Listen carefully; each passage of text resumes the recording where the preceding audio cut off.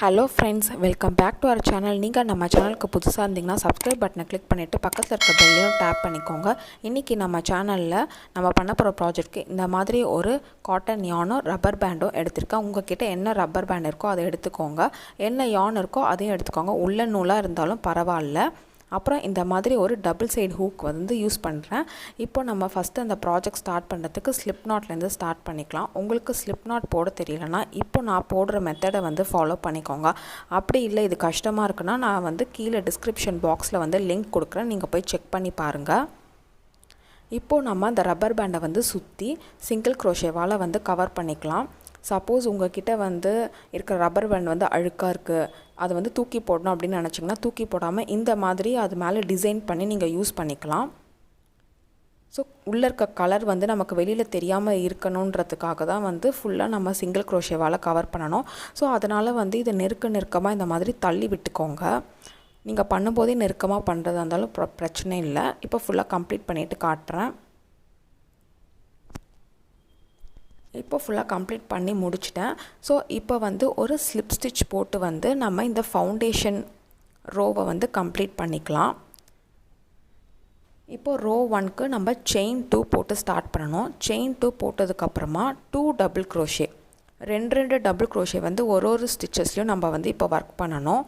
இப்போ நான் 2 செயின் போட்டேன்ல, அதிலே இப்போ நம்ம வந்து 2 டபுள் க்ரோஷே வந்து ஒர்க் பண்ணணும்.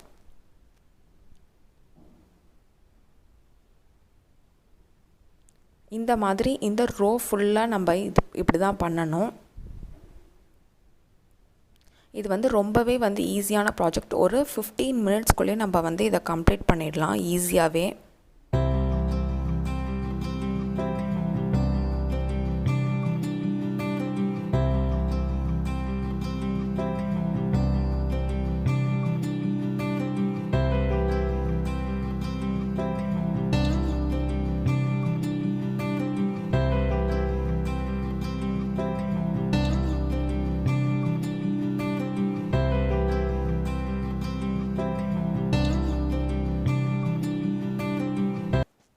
ஸோ இப்போ வந்து ரோ 1 வந்து நான் ஃபுல்லாக கம்ப்ளீட் பண்ணிவிட்டு எப்படி இருக்குன்னு சொல்லிவிட்டு உங்களுக்கு காட்டுறேன். இப்போ நான் ரோ 1 வந்து கம்ப்ளீட் பண்ணிட்டேன். ஸோ ஆஸ் யூஷுவல் வந்து நம்ம ஒரு ஸ்லிப் ஸ்டிச் போட்டு வந்து ரோ 1 வந்து ஃபுல்லாக கம்ப்ளீட் பண்ணிடணும். சப்போஸ் உங்களுக்கு இதுவே போதும் அப்படின்னு நினச்சிங்கன்னா இப்போவே நீங்கள் வந்து யானை வந்து கட் பண்ணிக்கலாம். இல்லை எனக்கு இன்னும் ரொம்ப ரஃபிள்டாக வேணும் அப்படின்னு நினச்சிங்கன்னா என் கூட சேர்ந்து கண்டினியூ பண்ணுங்கள். இப்போ ரோ 2 என்னென்னு பார்த்தீங்கன்னா மறுபடியும் நம்ம ரோ 1ல் என்ன பண்ணோம், செயின் 2 போட்டு ரெண்டு டபுள் க்ரோஷே ஒரு ஸ்டிச்லேயும் போட்டோம். ஸோ அதே தான் வந்து இங்கேயும் நம்ம ரிப்பீட் பண்ணணும்.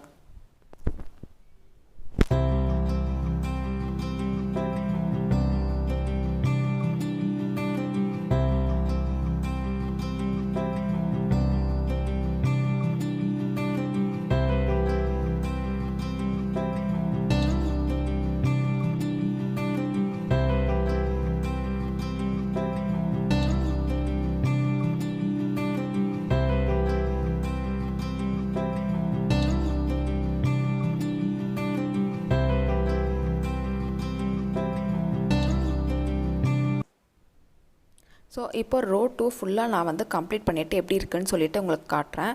இப்போ நான் கம்ப்ளீட் பண்ணி முடித்ததுக்கப்புறம் இந்த மாதிரி தான் ஃபுல்லாக ரஃபிள்டாக வந்திருக்கு. அதே மாதிரி நம்ம மறுபடியும் ஒரு ஸ்லிப் ஸ்டிச் போட்டு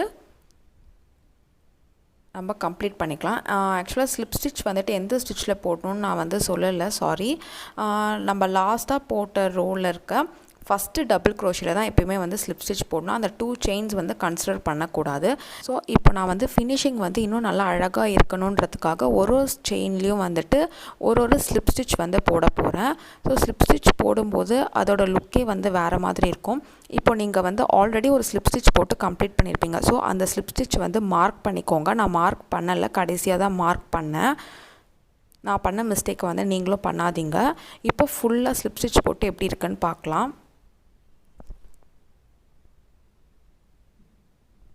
ஸோ இப்போ வந்து ஃபுல்லாக ஸ்லிப் ஸ்டிச் போட்டு முடித்ததுக்கப்புறம் இந்த மாதிரி தான் இருக்குது. நம்ம என்ன பண்ணணும், நம்ம ஆல்ரெடி இந்த ரோவை கம்ப்ளீட் பண்ணும்போது எந்த ஸ்லிப் ஸ்டிச் போட்டோமோ அதில் மறுபடியும் ஒரு ஸ்லிப் ஸ்டிச் வந்து ஒர்க் பண்ணிவிட்டு